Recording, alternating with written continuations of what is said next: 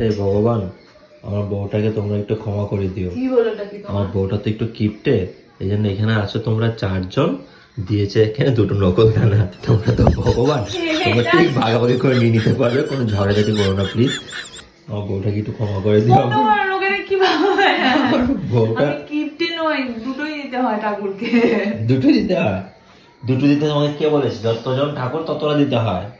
একটা একটা করে? হ্যাঁ, নকল দানাই তো দিচ্ছ, এমন তো আর কিছু দিচ্ছ না। আরে সেই নকল দানাটা এইটুকু নকল দানা, ঠাকুর যে ভাগ করবে, ভাগের মধ্যেও তো সমস্যা হবে। ঠাকুর বলবে তোর বউ এমন এমন নকল দানা দিচ্ছে যে আমরা ভগবানরাও ভাগ করতে পারছি না, তারা মানুষরা ভাগ করে খাবে কি? ঠিক আছে, এ মা, চিন্তা করো তোমরা। এখানে আচ্ছা মা দুর্গাকে রেখেছে, হনুমানজি আছে, লক্ষ্মী। তারপর লক্ষ্মী। কি জানি লক্ষ্মী কোথায়? ওই তো আচ্ছা, লক্ষ্মী পাঁচালিতে আছে। এখানে মহাদেব আছে, মহাদেবের কাছে আমার ফুলও দিয়েছে। জগন্নাথ। জগন্নাথ আছে। তো সেখানে ও দিয়েছে হচ্ছে এই 2টো নকল দানা। এবার খেলে খাও, না খেলে বাড়ি যাও।